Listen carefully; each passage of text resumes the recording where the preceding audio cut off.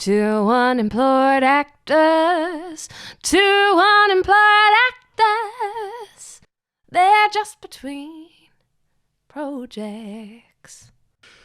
Welcome back to Two Unemployed Actors. I'm Max. Sammy's away on his survival job today. However, I'm not alone. Joining me is Anthony Meindl, an award-winning writer, director, best-selling author, creativity expert, and founder of the Anthony Meindl's Actor Workshop, now in its 25th year with studios around the world, including Sydney, and here to answer questions about his latest book, Unstuck, as well, which is out July 19th.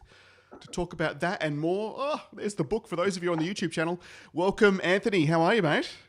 Thanks. This is, in my podcast, this is where I push the button to do the canned applause. Yeah. I wonder which button that is. There it is. I loved your intro music. Who sang that for you? I love it. Your mom, my ex, actually. Your sister, and your ex. when we split up, the first thing Sam said was, but we get to keep the intro, don't we? I'm like, yeah, cheers, Sammy. That was 10 years, but anyway, no worries. And obviously, Sam is not unemployed because you said he was on his day job today. So That's good correct. for you. So you're two employed / sometimes not employed actors. I think it tends to be, the gap between the projects tend to be longer than the actual projects themselves as an up-and-coming actor. And, we have to be slashies. Yeah, that's right. Slashie is such an Aussie term. I think that's a perfect segue to just jump in really quick. Yeah. I had lunch with a client of mine, and she's been the lead on this show for the last couple of years. It's a big show. And, when that show is on a hiatus, she's hustling for jobs just like anybody else. And she wasn't even sure, even though it was like one of Netflix's biggest shows, she wasn't even sure if they were going to bring it back for a season 2. So it does, even when actors are at that level or famous or whatever we want to call it and working, you think that they're working all the time. They really are not. There is a lot of downtime. So I think it's great. I'm glad to be here because we can bust some of the myths around what this business is, And speaking of the business, 25 years is a decent stint. Mate. First of all, congrats. Does it feel like 25 years? Or do I look old? I mean, do I look tired? Mate, you look like you're 25. So you started when you were born and... Well, I'm 54 now, so I started in my late 20s. And no, it's really great. I really do feel like I approach it like a kid. I think it's supposed to be fun.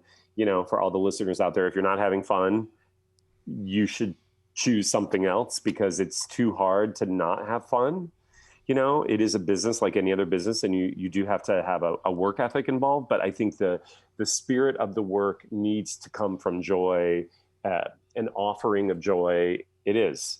And, I always say, it's a blessing to be able to do what we can do, even if you're not doing it full time, rather than, I don't know, having to be a banker, unless you want to be a banker, that's fine, or having to work, I don't know, in sales or something. So I think acting is, I always like to joke too. I'm going to Greece this month. Jesus, I'm going to Greece. It's like all bending. You have to check your boarding pass to remind you where you actually are. I know, it's kind of crazy, but I'm not going to teach. I'm actually going to our London studio to teach next week, and then I go to Greece to make this. I'm doing this movie. I'm directing this movie, but Greece. What was the original meaning of the Greek word for a play, which is it comes from Greece, meant a skit with goats. So that's hilarious. I should get a drum roll. I mean, that is, to me, the epitome of what we have to remember acting is. It's a skit with goats. Yeah, exactly. And what motivated you to move into the acting coach arena? The short story, Max, is I was always acting on the side, and I had a really great career acting. I was in New York and I was working a lot theatrically, and then I moved to LA and I was booking stuff and working commercially a lot. And I went out, I tested for pilots. I was doing really well, but then at the same time I was teaching on the side, and I was really interested in more of why acting hadn't been, the training of actors hadn't been re-examined for 50 years. And I just felt like it was a bit antiquated, the approach to the work. And that's not to say there aren't amazing teachers teaching, let's just call it old school, right? A more historical approach to the work. Yeah. But I have always felt like life itself, we're in a digital age. We're not on analog. Like you and I wouldn't be talking right now if we were holding on to technology that doesn't serve like the story that's moving forward. And I feel like acting has been oftentimes stuck in some other era. And, you know, the golden era may have been in the 40s and 50s. And that's where modern acting as we know it kind of became alive. But that doesn't mean that every time we're living in also can be the golden era for something if we're willing to re-examine it. So that got me really passionate about what I wanted to kind of explore. That's really interesting, and I think so much has changed. Yet some aspects, a lot of aspects of the business stay the same. And I think over that period, that'd be interesting to sort of understand from your point of view what you see actors struggle with today, and what they were struggling with when you first started 25 years ago, and has that changed? Yeah, great. Yeah, I thought you were going to say, and then what they struggled with 50 years ago, but I would still say it's always the same. You know what I mean? I think it's like, to me, what I teach are the challenges of being in this body, incarnated in this existence, this go around, whatever that means, right? Like, who am I? Why am I? Why am I here? What does it mean? Where am I going? Like, how can I make meaning that has some sort of substance and importance for the time that I'm here? And as I've gotten older, it's become even more, a lot of the things that I'm teaching really are like, like sort of our orientation to our own world and how storytelling needs to reflect back to society what it means to be human in all of its complexity. But that also to me means there's a responsibility, because we're all awakened to this new time. I've always felt that way, right? Like, I guess when I first started 25 years ago, I was teaching very spiritual precepts, but at the time, people weren't ready for it. Like, I was an iconoclast here. I was an outlier here. Like all the, more established teachers who had been teaching here in LA for many, many years, from the 80s onwards, it was, they were cut from a mold of very classical teaching from the 40s and 50s. And when I came along, I had been to India a few times, and I felt like it was all about presence, listening, which some people could say it's Meisner, but I wasn't really interested in sort of reducing it to a title or a name or a label. I was more interested in like using ourself in the moment and why we have blocks around ourselves, right? Right. And I think now, 25 years later, so many of the things that I was teaching 25 years ago are sort of the vanguard of how people teach nowadays. It's all about presence, being yourself, using yourself, listening, reacting, like, why aren't you doing it your way? And I think, I'm sorry if I'm talking a bit long here. You probably want to jump in. Yeah, no, I appreciate it. But I also think, the business is adapted to such a degree too, that we're seeing, you can turn on Netflix in Australia or any country, and you see it's based on personalities, right? It's based on who that person is. It's always been this way. Marlon Brando was who he was. In spite of his training, maybe. He just did it his way. And I think actors break through by embracing and inhabiting fully who they are. Yeah. And they give zero fucks about whether or not people like them. They're more interested in doing the work in an integrous way. So I think that can be taught. And that's what I've been really passionate about. How do your classes work? Like, how do you create that sort of safe space to enable an actor to discover those traits? That's a great question. I was going to say, Max, can I answer that? I want to just say one thing about, because I just had had a book party for my new book called Unstuck. You can get it anywhere.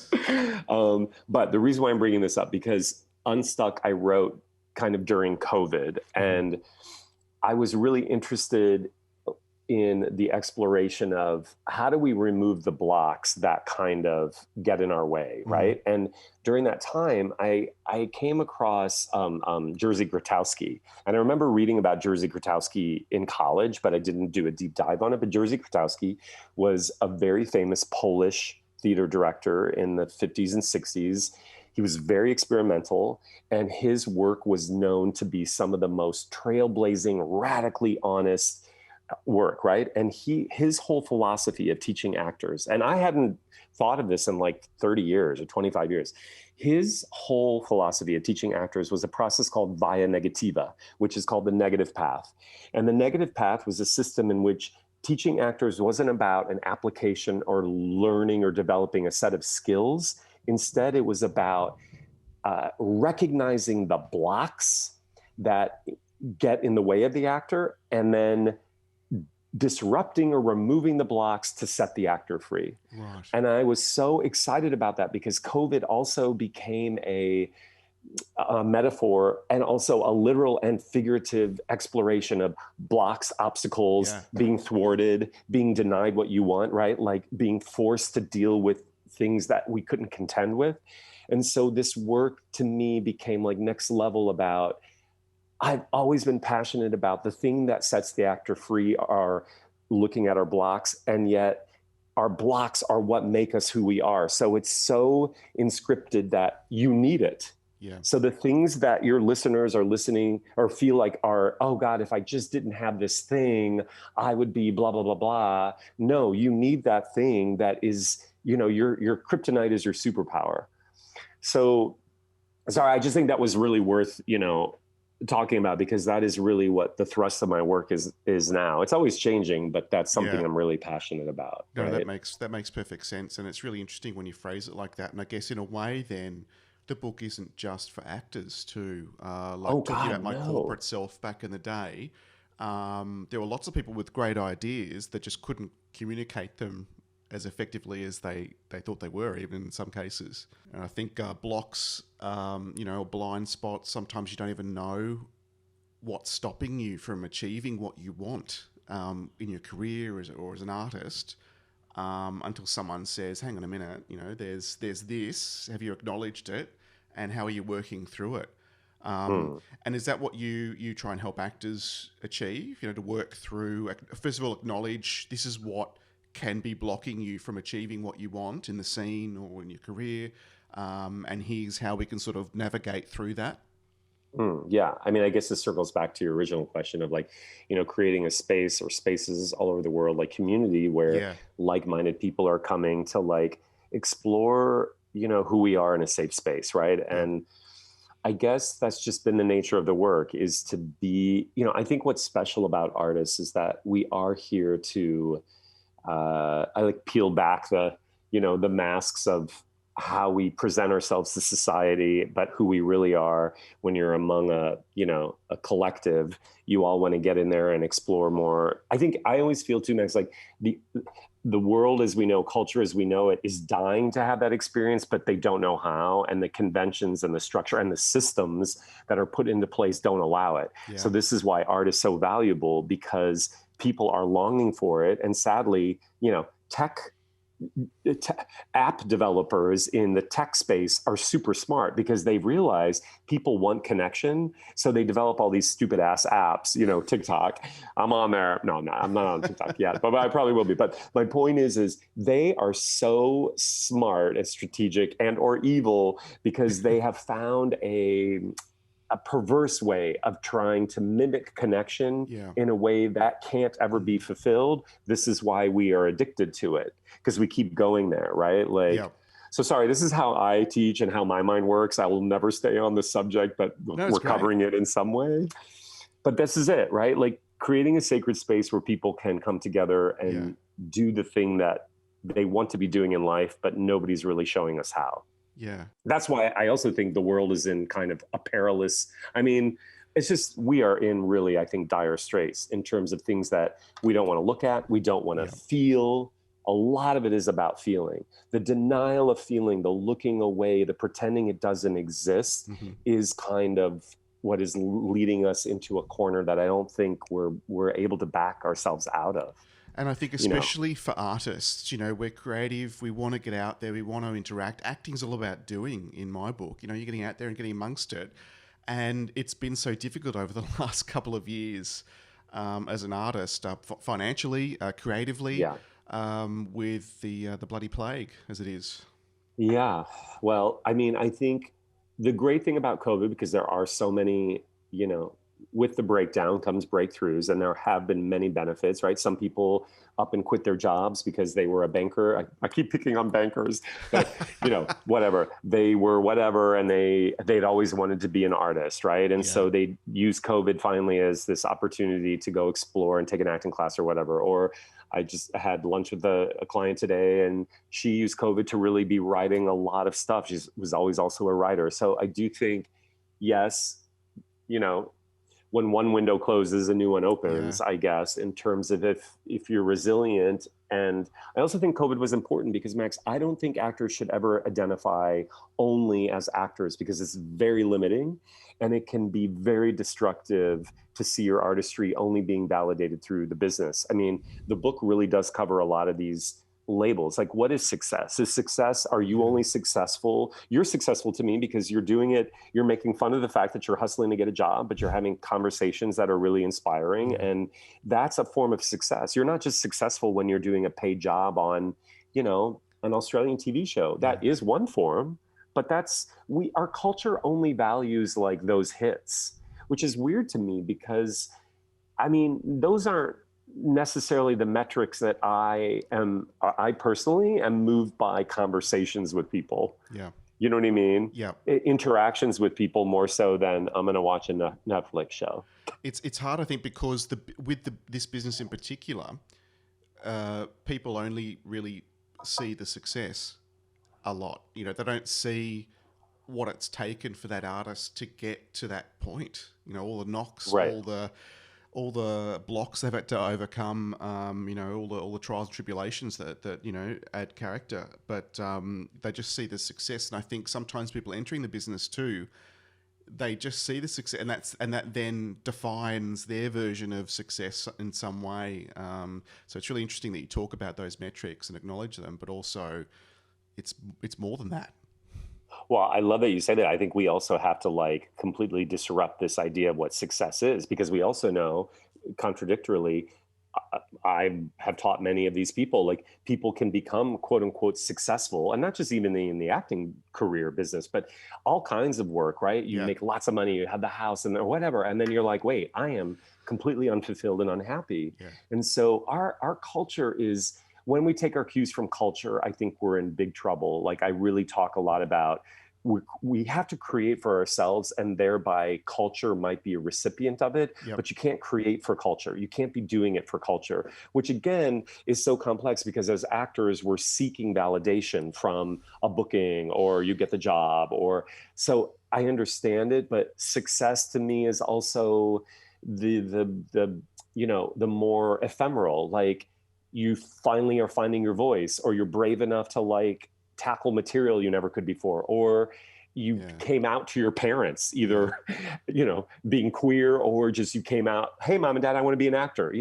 These are all milestones that are equally as important as a job booking. Yeah. At the end of our days, Max, I don't think we're tracking if I had only booked that job. It's really the minutia of life. And also, this is a really valid point. If we were living more for these, instead of the interstellar cosmic bangs, we were living more for just showing up with a more present, integrous way, weirdly enough, the end result would be you would get more of those things that you're really thinking you need to be happy. You would just get them. Yeah. Because you're more happy and fulfilled just in the minutia of your journey. But listen, we've all taken the poison pill. This is what culture does to us. And I'm always going to advocate to help actors and people understand that that's a bill of goods that was sold for us to buy products, It's for the bank. It's for the bank. The bank is again. It's to make money. Yes, it's to make money for systems. It's not really for our well-being. Yeah, exactly. Did you expect me to get on? Were you thinking I was just going to talk about today? We're going to talk about your objective and through line. We're going to talk about your character arcs. And no, we are not going to talk about Philosophy that, 101 with Anthony Meindl.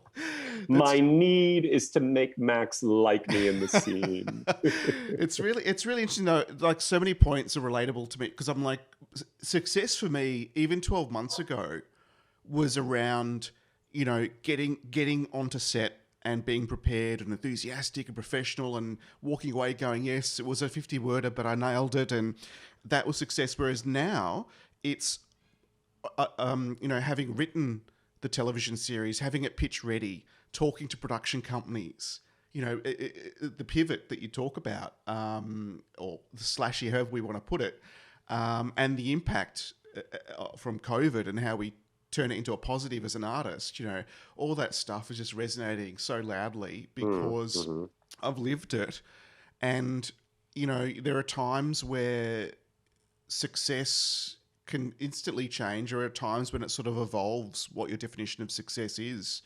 And I think it's really important to acknowledge that and understand it and appreciate it, celebrate it when it happens too.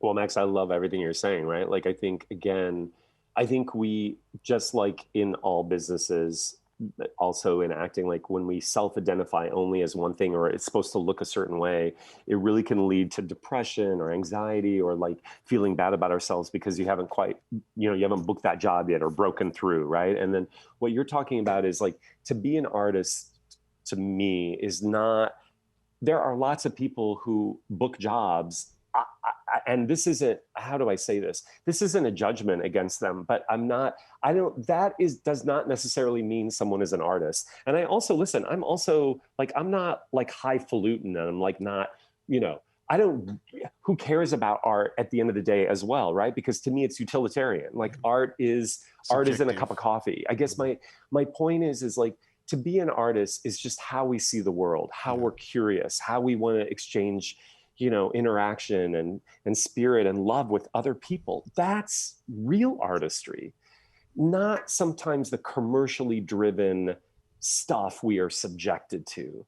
And there's a place for that too, right? Because one man's trash is another man's treasure. Yeah. So I just think it's important to, as you just were saying, as we move forward in different phases of our lives, it's okay to redefine for you what success and happiness and joy and artisticness looks like. And also remembering, nobody said you have to be one thing your entire life. Like, why? When actors tell me, and I don't, maybe I said this when I was 21, like, I hear this a lot. They're like, there's nothing I want to do more than acting. I'm like, really? Really? You are 21.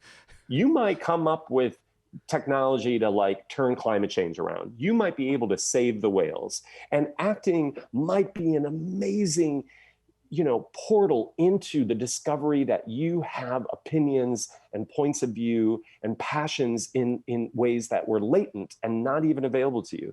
This is why I think everybody should take an acting class, because it opens us up to empathy and compassion and awareness, consciousness. But it's not just about getting a job. Yeah, no, it's so much more than that. That's right. That's fantastic. I think so. When you're writing the book during COVID, were you visualizing who it is you really want to pick up and be changed by it or informed by it? No, I think, as I'm saying all this, I'm thinking your listeners are probably like, that's all good, but how do I get on the next episode of like Bridgerton? What's the secret, Anthony? Tell me. How do I, great, Tony, I'll be a whaleologist in my next life. How do I book this job? Anyway, no. I've worked with a couple of people who are leads on Bridgerton, that's also a really interesting journey. Again, it's so crazy. Anyway, I guess I write all of my stuff from the things I'm going to go film this month. And I'm just working through my feelings around things. And I pick up Unstuck every day and flip through a chapter. I'm like, why can't I remember this? Why can't I do this? It's so easy, right? And so I guess a good teacher teaches best what they most need to know. But I'm always just trying to evoke the feeling, because I think thinking our way through life has gotten us nowhere, really. Yeah. Speaking from a brief 20-year break as an actor to go into the corporate world, oh wow! Approaching problems, you might have inherited. It could be a key part of your job is dealing with problems that other people have created, but nonetheless, they're there. You can't run away and hide. Sometimes I've found solving them quite creatively can create opportunities. It's how you turn things around, and it helps to strengthen relationships in business.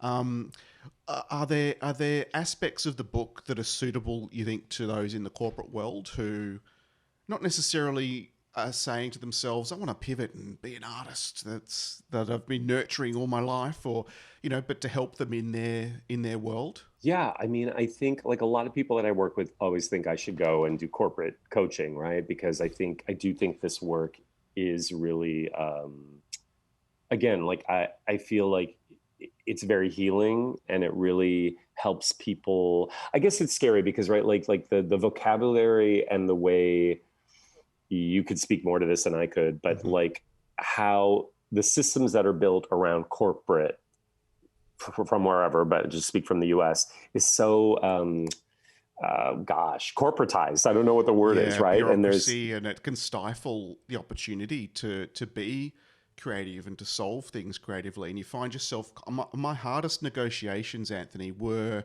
internal ones, not with the customer.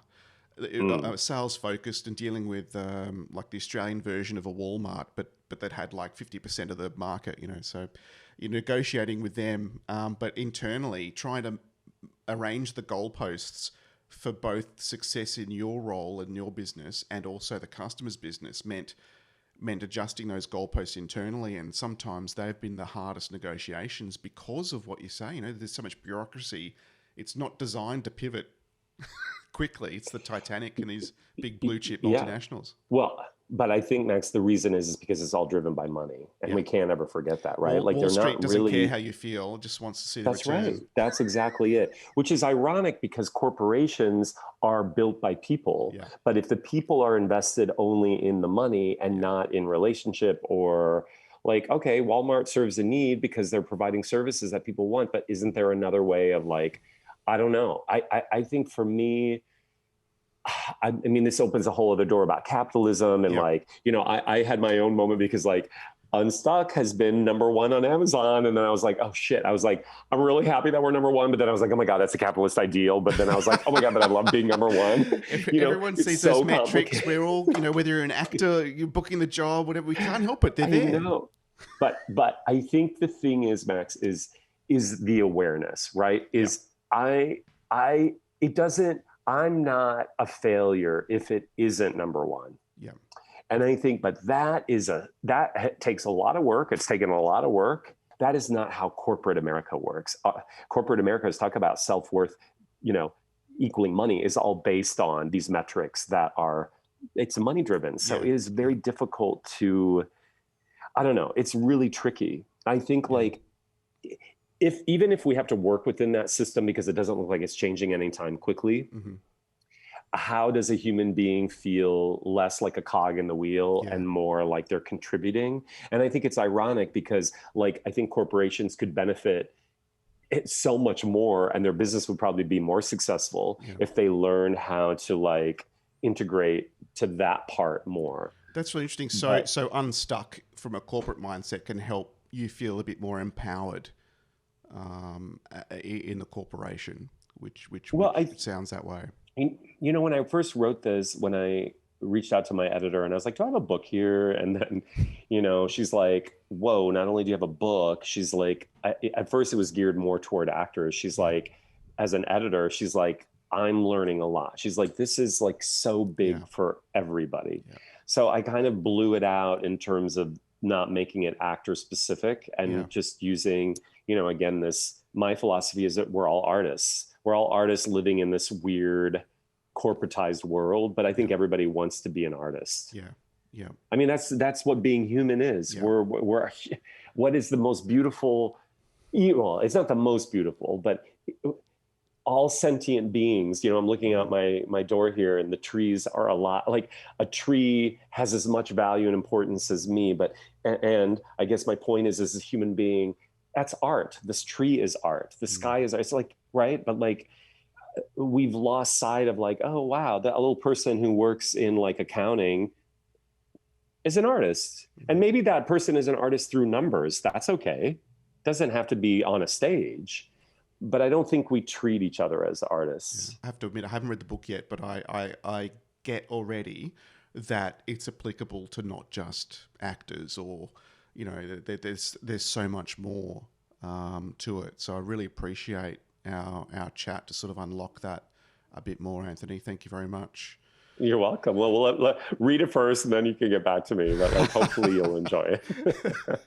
No, it's great. Thank you very much for your time, Anthony Meindl, creativity expert, acting coach, and guru. You've been listening to Two Unemployed Actors. Two unemployed actors.